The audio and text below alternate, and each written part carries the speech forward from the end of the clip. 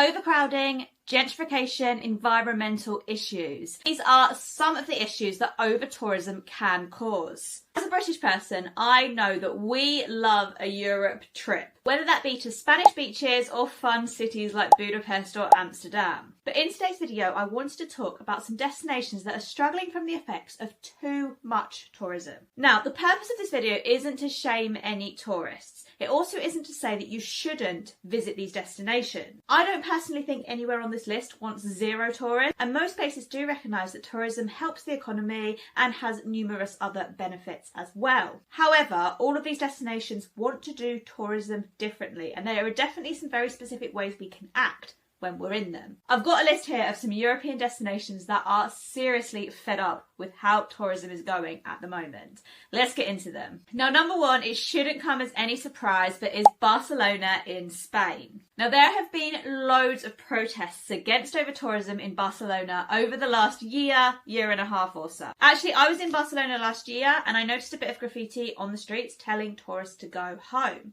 However, everyone I spoke to was very, very nice, and when I tried to speak to them about over-tourism, no one was that negative towards me. It wasn't the same for some tourists who visited a bit earlier than me. Protesters sprayed them with water pistols. Now, recently in Barcelona, holiday apartments have been banned and the tourist tax has been raised. This is the main issue that people are protesting about. Barcelona is a big multicultural city, but the issue that people have is that housing prices have gone up astronomically. So people who have lived here all their lives now can't afford to buy or rent somewhere. So if you do want to visit Barcelona this year, the best way you can do so responsibly is to stay in licensed premises, preferably locally run hotels and guest houses, stay and explore less touristy neighbourhoods like the following, and support local businesses and eateries. I'd also recommend trying to avoid the peak summer season, as that is when Barcelona is at its busiest. Number two is another Spanish destination, and it's also somewhere that has seen a lot of protests over the last 18 months. This is Mallorca. In July 2024, about 10,000 people marched in Palma, its capital city, demanding a reduction in tourist numbers. Protesters cited increased housing costs and strain on public services as their reasons.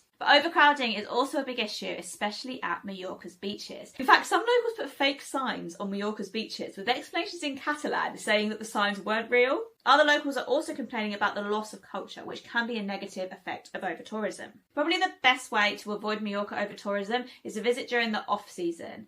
I visited in November and it was good for the first half of the month. The second half was a bit rainy, so maybe during shoulder season if you really do want to visit Mallorca. But of course, you could visit a more underrated Spanish destination instead. Next up is Tenerife in the Canary Islands. Although the protests in the Canary Islands actually happened across the islands simultaneously. So in October 2024, thousands of people protest across the Canary Islands. Protests took place in Gran Canaria, Fuerteventura, Lanzarote, Tenerife and El Hierro. The protest slogan was "Canary Islands has a limit." Protesters called the tourism on their islands an unsustainable tourist model and said there were issues like housing inaccessibility and water depletion. At Playa de las Americas in Tenerife, the protest slogan was "This beach is ours." In response, there are some rules toughening up short-term lets, but it does seem that over-tourism on the Canary Islands is an ongoing problem. If you want to visit the Canary Islands responsibly, I'd recommend trying to find eco-friendly accommodations, participating in tours and activities led by local guides, and being really mindful of water consumption. Next up is somewhere that's called a hidden gem on TikTok all the time. And honestly, this drives me crazy because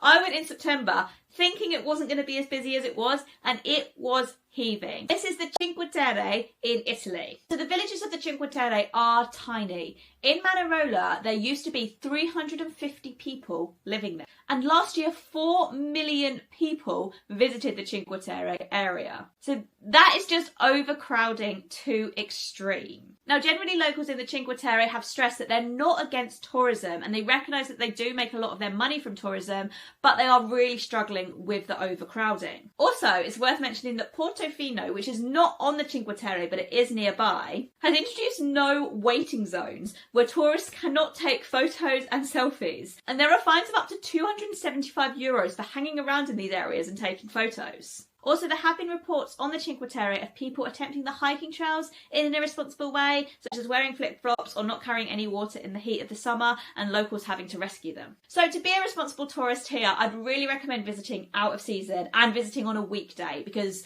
I was there in September on a weekend, and that was one reason why it was so busy. Also, stay overnight in one of the communities so you can contribute more to the local economy, and make sure you respect all local guidelines, especially on their hiking trails. Now, the next city is one that has made headlines for over-tourism for years, and that is Venice. Venice became the first city to introduce a tourist tax for visitors. In April 2024, it cost day trippers €5 per day to explore the city. It gets 30 million tourists per year. Many only visit for a day. Caps have also been put on group sizes, but there is a lot of cynicism within the Venice guides community who don't think that these measures will have that much of an impact. In all honesty, I probably would completely avoid visiting Venice just because I've just heard for years about how overcrowded it is. But if you do really want to visit, I definitely recommend staying overnight and avoiding visiting on a cruise. And again, just avoiding that peak tourist season, because that is when all the overcrowding happens. Next up is Santorini, an island that only has 20,000 permanent residents, but 3.4 million tourists visit per year. In July 2024, Santorini faced challenges with over-tourism, leading for calls for caps to be put on the number of tourists per year. This is to protect the island's infrastructure, so they have put a cap on the number of cruise ship visitors from 17,000 a day down to 8,000. But even hoteliers and people in the tourism industry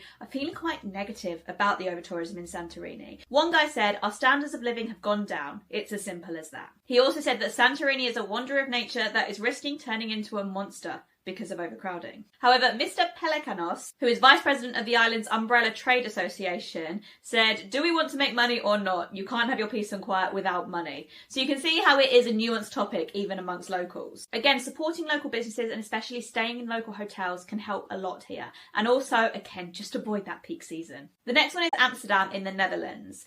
Now, Amsterdam is a very popular city for other reasons than some on this list. But in 2024, there were protests in Amsterdam against mass tourism, with people saying that the city had got unlivable for residents. And these issues with over-tourism are not a new thing. In early 2023, Amsterdam launched a stay away campaign, which was largely targeted to young men. The initiative included online adverts for British men aged 18 to 35, warning of fines and arrests for disorderly behaviour. They also introduced an interactive online quiz in March 2024, which asked people what were their reasons for coming to Amsterdam and gave them warnings about what they said. It's thought that these didn't act as much of a deterrent, but Amsterdam has taken other measures, like trying to ban new hotel constructions and trying to cap the number of tourists in the red light district. Now, if you want to visit Amsterdam, I would actually maybe recommend staying in a different city in the Netherlands, because they're all super close and really well connected, and then travelling into Amsterdam, seeing it for a bit, and then seeing other cities around. Because loads of people have been to Amsterdam. Not many people have been to Leiden, Rotterdam or Haarlem. The penultimate one on my list is Hallstatt in Austria. Hallstatt was originally a salt mining town, but it has 16th century buildings and dramatic alpine vistas. It allegedly inspired the town of Arendelle in Disney's Frozen. There's even a replica of the town and its famous spire in China. And in August 2023, the residents in Hallstatt protested against mass tourism. They actually physically blocked a tunnel to limit access. As with the Cinque Terre, you can really feel crowds here. To be a responsible tourist in Hallstatt,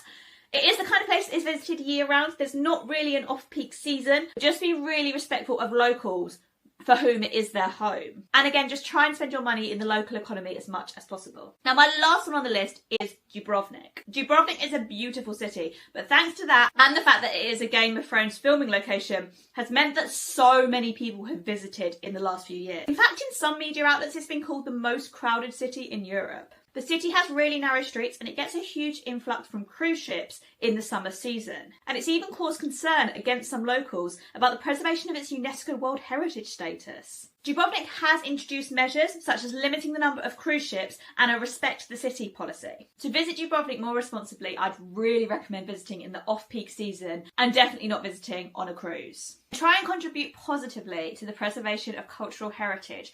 Go to the UNESCO site, see the museum and learn about Dubrovnik as a city rather than just marvelling at the pretty streets. And also, please don't call it a hidden gem because it really, really is not. I'm sure there are many more, but in my research, those were the ones where over-tourism is becoming a huge issue. And I'm not saying don't go to them. I'm not even saying don't go to them this summer. Just be mindful when you're there of what over-tourism means, how it can be detrimental to people there, and work out ways how you can visit a bit more responsibly. I've not completely stopped going to these places, but I'm very mindful when I'm there of how I can do my bit to benefit the economy and the city and the country as a whole. I hope you found this video interesting. I do really love talking about the ethics of tourism. I find it a really interesting topic, and I like to travel and live as responsibly as possible, so I always like to think how I can be being better and doing better. As a lot of these protests have been Spanish protests, I am planning a video about alternative destinations that you can visit, because I just got back from Spain a few days ago and we visited a lot of the less touristy destinations on this trip. So thank you so much for watching this video. Please drop me a comment if you have any thoughts on any of the cities I've mentioned, or if you have anything to say about over-tourism in general. I'd love to chat in the comments. If you're sticking around, I recommend checking out this video, and if you haven't already, please like and subscribe. Thank you so much, and I hope I'll see you next time.